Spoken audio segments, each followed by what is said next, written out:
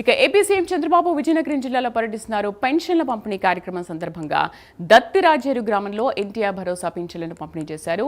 దత్తిరాజేరు గ్రామంలో పింఛన్లు పంపిణీ కార్యక్రమం తర్వాత ప్రజావేదిక బహిరంగ సభ జరుగుతోంది. ప్రస్తుతం ఆ కార్యక్రమాన్ని లైవ్ లో చూద్దాం. కార్యక్రమం కూడా 7 ఎమ్మెల్యేలను తీసుకొని నెక్స్ట్ కార్యక్రమం కూడా ఏర్పాటు చేస్తున్నాం.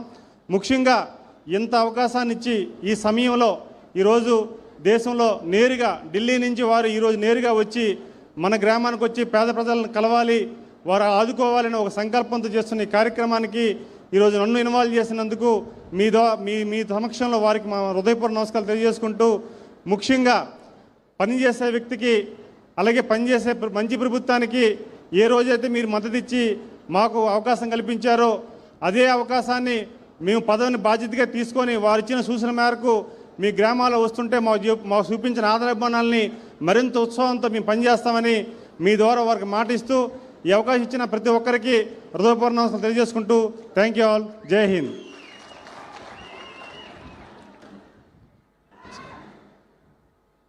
ఇప్పుడు మన హోమ్ మినిస్టర్ గారు శ్రీమతి అనిత గారు ప్రసంగిస్తారు. ఒక్క నిమిషం సార్. అందరికీ నమస్కారం అండి.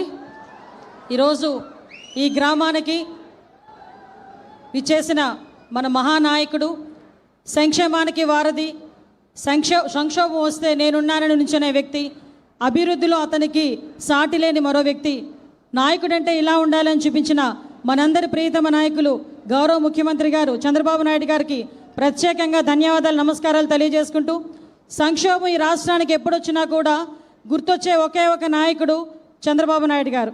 ఎన్ని సంక్షోభాలు ఆంధ్రప్రదేశ్లో ఉన్నా కూడా వాటి నుంచి బయటపడడానికి నేనున్నానని ముందుకొచ్చి ఆ సంక్షోభం నుంచి బయటపడమే కాక అభివృద్ధి వైపు ముందుకు తీసుకెళ్తున్న మహోన్నతమైన నాయకుడు మన నాయకుడు. మన చంద్రబాబు నాయుడు గారిని మన నాయకుడు అనే కన్నా ఈ ఆంధ్రప్రదేశ్ రాష్ట్రానికి నావికుడు అంటే కనుక ఇంకా బాగుంటుందని నేను అనుకుంటున్నా. దానికి మీరందరూ కూడా సహకరిస్తున్నందుకు ప్రత్యేకంగా ధన్యవాదాలు. ఈ కార్యక్రమానికి మన కలెక్టర్ గారికి, అదేవిధంగా వేదిక మీద ఉన్న మంత్రి గారు కొండపల్లి శ్రీనివాస్ గారికి, ఎంపీ గారికి, అందరికీ కూడా పేరు పేరున ధన్యవాదాలు తెలియజేసుకుంటూ, నేను ఈరోజు ఈ మైక్ తీసుకునేదానికి ఒకే ఒక కారణం ఉంది. ప్రతిసారి కూడా అందుకే నేను స్పెషల్గా పర్మిషన్ తీసుకొని ఈ మైక్ తీసుకున్నా. ఎందుకంటే ప్రతిసారి కూడా గౌరవ ముఖ్యమంత్రి గారు ఒక మాట అంటారు, పేదల సేవలో నా ఈ జీవితం పేదల సేవలో తరించాలని నేను కోరుకుంటున్నాను. కాబట్టి ఏదైతే పెన్షన్ విధానాన్ని చేపట్టానో ఆ పెన్షన్ విధానాన్ని దేశంలోనే మన రాష్ట్రమే అత్యధికంగా పెన్షన్ ఇస్తుందని చెప్పడానికి, అదేవిధంగా పేదలకి నేనున్నానని చెప్పి ఈరోజు భరోసా కల్పించడానికి, ప్రతి నెల కూడా 1వ తారీఖు అయ్యేసరికి ఏదో ఒక నియోజకవర్గంలోకి వచ్చి పేదల మధ్యన అతను గడిపి పేదల తాలూకా కష్ట సుఖాలు తెలుసుకొని తద్వారా తన ప్రణాళికను సిద్ధం చేసుకునే వ్యక్తి.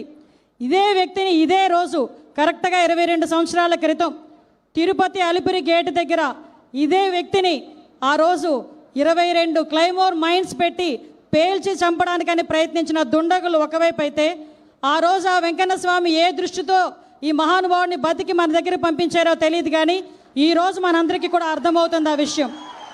మొన్న ఈ సందర్భంగా నేను చెప్పాలి, ఎందుకంటే అసెంబ్లీలో మొన్న నేను చూసినప్పుడు ఒకటి నేర్చుకున్నా. చంద్రబాబు నాయుడు గారిని చూస్తే ఇలాంటి మీటింగుల్లో ఒక సీఎంలా కనిపిస్తారు, అసెంబ్లీలో పవర్ పాయింట్ ప్రెజెంటేషన్ చేస్తే ఒక టీచర్లా కనిపిస్తారు, అదే ఒక వ్యాపారవేత్తల మీటింగ్లో కనిపిస్తే ఒక వ్యాపారవేత్తలా కనిపిస్తారు, ఒక ఆర్థిక శాస్త్రవేత్తల మీటింగ్లో కనిపిస్తే ఒక ఆర్థికవేత్త వ్యక్తి ఈరోజు మన దగ్గర ముఖ్యమంత్రి స్థాయిలో ఉండి ఈయన ముఖ్యమంత్రిగా చూడని సంవత్సరాలు లేదు. ఈరోజు ఈ దేశంలోనే అత్యధికంగా ఎక్కువ సంవత్సరాలు ముఖ్యమంత్రిగా చేసిన వ్యక్తి మన చంద్రబాబు నాయుడు గారు, మన ముఖ్యమంత్రి గారు. ఈరోజు ఆయన ఒకటే అనుకున్నారు, పేదల సేవలో నేను తరించాలి, పేదల సేవ గురించి నేను ఉండాలి అని అనుకున్నారు.